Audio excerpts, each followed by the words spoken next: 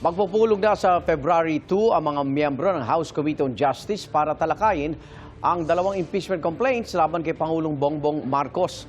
Tiwala naman ng isang kongresista na sufficient in form and substance ang inendorso niyang reklamo. May unang balita si Tina Panganiban Perez. Ipinamahagi ng House Committee on Justice ang abisong ito sa mga miyembro nito para sa kauna-unahang pulong ng komite sa dalawang impeachment complaints laban kay Pangulong Bongbong Marcos sa February 2. Kasama sa paksa ang pag-consolidate o pag-isahin ang dalawang reklamo. As far as the Justice Committee is concerned, dapat isang impeachment complaint na lang ang pinag-uusapan natin. Kasunod nito ang pagsuri kung sufficient in form ang reklamo. Pag sinabi po nating sufficiency in form, we have to check if the complaint is signed either by a private individual or a House member.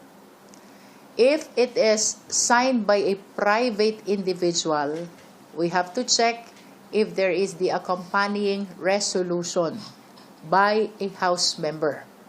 And then in both cases, dapat verified yan, pinanumpaan before an authorized administering officer. Kung lusot sa sufficiency in form, sufficiency in substance naman ang titingnan. Dapat kasi yung grounds masuportahan ng facts provided in the impeachment complaint. And when we say facts, this must be based on personal knowledge or authentic records. Sa Kamara, karamihan pa rin ng mga kongresista ay mga kaalyado ng Pangulo. Kaya para kay House Committee on Justice Chair Jervy Luistro, ang pinakamalaking hamon para sa kanila ay ang manatiling independent. The faith and allegiance that we have, we owe it to the Filipino people and not to anyone else. We do not owe it to the President, neither do we owe it to the second highest official of the land. Kumpiyansa naman ang isang endorser ng pangalawang impeachment complaint laban sa Pangulo na sufficient in form and substance ito.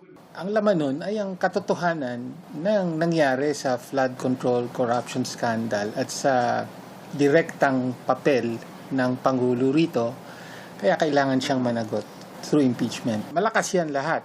Ngayon, of course, yung pangatlo, yun yung nagtutukoy sa pinakadirektang partisipasyon ng Pangulo dahil siya mismo ang nag-utos ng insertion ng 100 billion pesos sa 2025 GAA DPWH budget.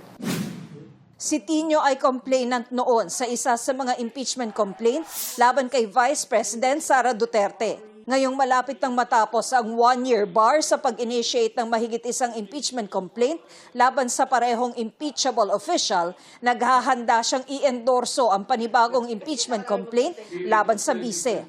Ready to file. Sa esensya, same ground, betrayal of public trust, kaugnay nung winaldas na 612.5 million total in confidential funds, kasama yung 125 million na nagastos in 11 days. Tapos meron lang update dahil may bagong information, specifically yung affidavit na sinabmit sa ombudsman ni Madriaga. Ito ang unang balita.